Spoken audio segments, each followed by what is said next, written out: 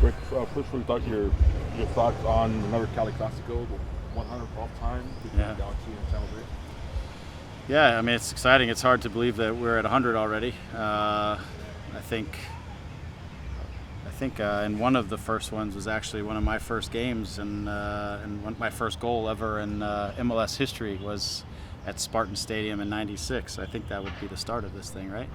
So it's exciting for the guys. Again, as I've said through this process in the beginning of the season, we've had a lot of tough games and a lot of games that kind of get your attention and get to see where you're at. And I think a game with this type of hoopla and emotion, and again a Classico, the 100th edition, the stands are going to be full. It'll be a great occasion for our group, and we're coming off of a good road win, so we've got to try to, as I said to the guys, double down on the 3 points and have another good performance. So I'm excited about it. I know the guys are, because again, it's another game that kind of gets your attention because it has something to it that's maybe just a little bit different than any other game. So we're looking forward to that. What about the early matchups for San Jose? Anything stand out? I'm sure some stand out.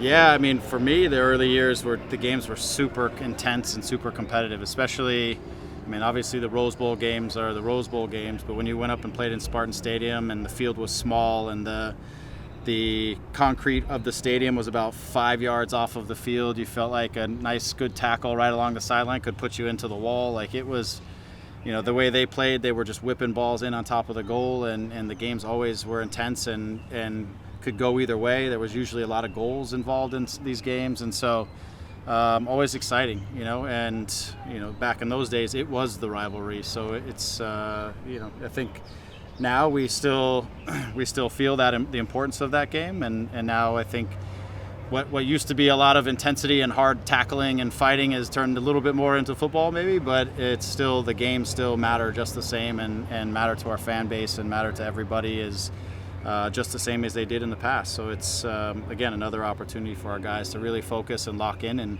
to come out and put on another good performance. And we want to take 3 points in front of our home crowd. That's what we need to do. You guys had a good showing the first time against them. How do you expect them to sort of come out? You expect them to come out this matchup there?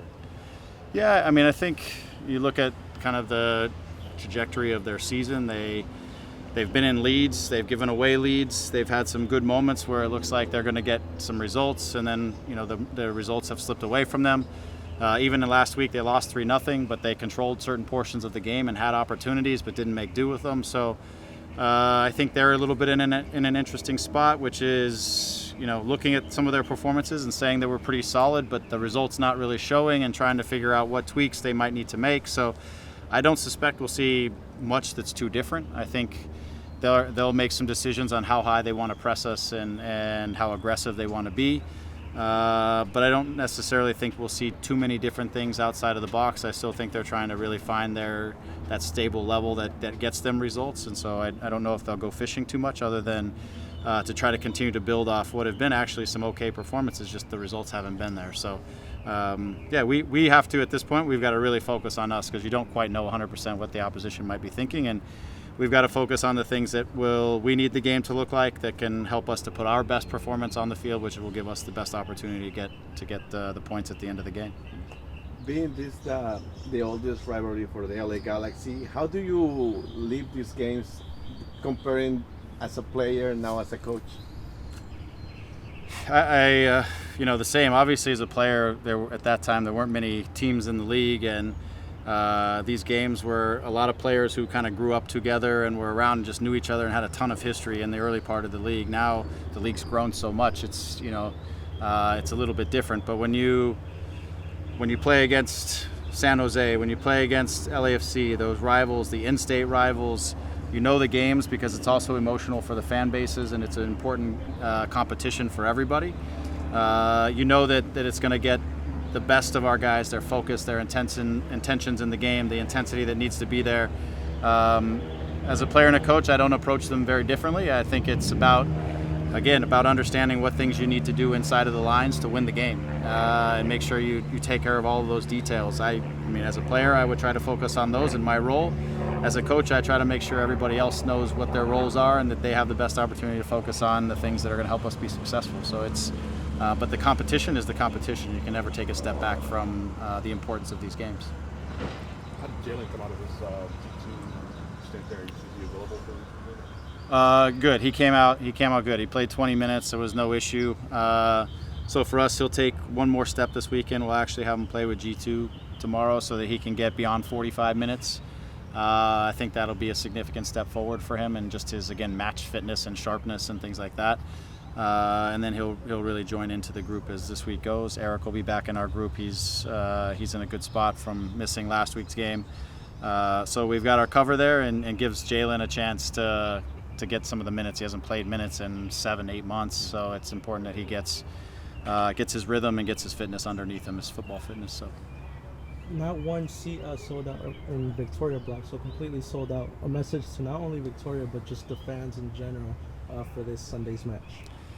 Yeah, the fans have been amazing. I mean, the sections have been full. They've been loud. They've been in early. For me, that's a massive thing. Like the fact that they've been willing to show up and be in full voice early as the game is getting ready to kick off. You know, what I think you've seen from our team is also the energy right off at the start of the games. We've gotten out to early goals and early leads, and I think those things are connected. You know, when our fan base and supporters are here and they're ready right from the start, it helps the guys to be ready right from the start because it reels them into the game and it gets everybody going. So we're super appreciative.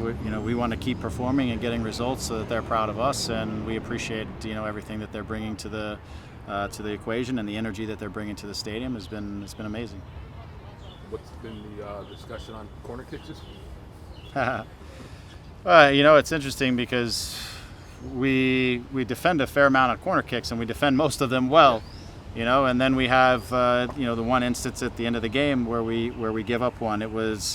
It's a situation in this game where Brian White is being marked by Julian.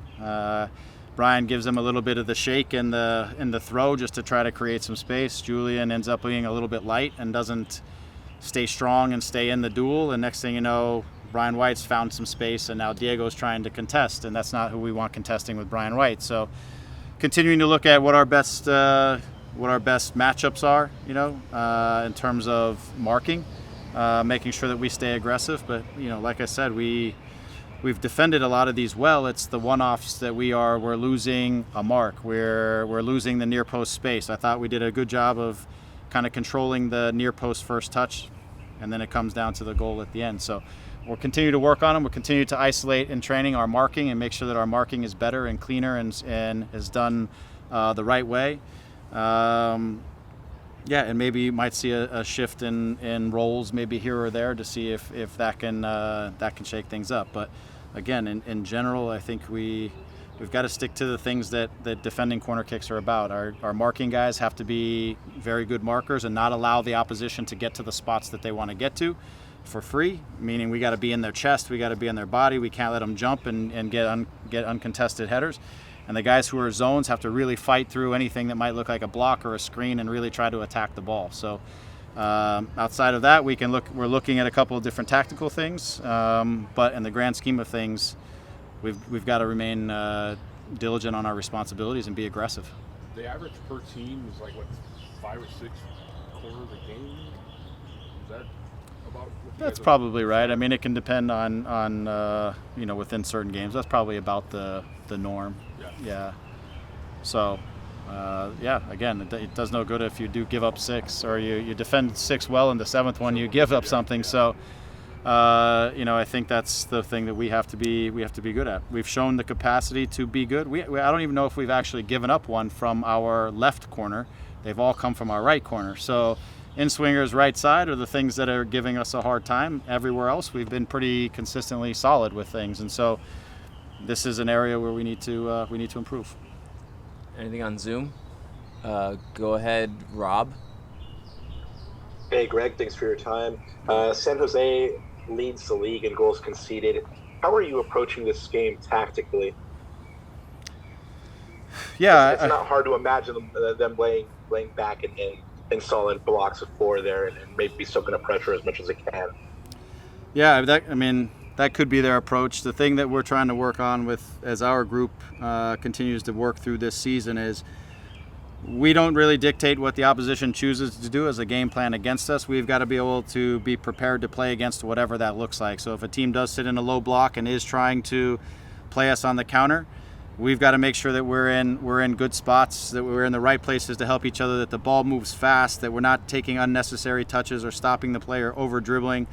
We need to make sure that we are moving the ball fast and we're trying to take advantages of the spaces when they're open, because the windows become smaller and the timing becomes shorter and shorter. So, and then we've got to remain really responsible and diligent about our counter-pressing positions. I thought we did a really good job for most of the first half last week. We forced them into a little bit of a lower block, and I think they got out on us once where Brian White had a good look, but I thought otherwise, I thought our counter-pressing was good, and it led it to us really controlling the game in the attacking half of the field. But we've got to be, again, continue to be responsible in those moments and try to, again, recognize, we've talked this week, recognize when we have the time advantage, when we've penetrated and now we are attacking the back line, and can we keep the speed up and turn that into a finishing action. All of those details become a lot shorter and a lot tighter when the opposition sits low.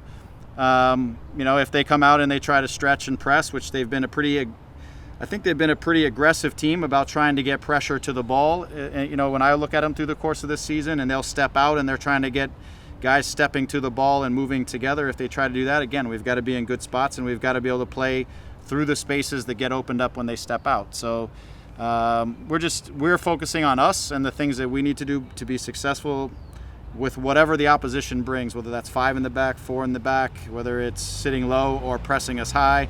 These are all things that we're going to have to be able to manage as the season progresses. We'll see what this weekend brings to us. Thanks, Greg. Yep. Josh, anything?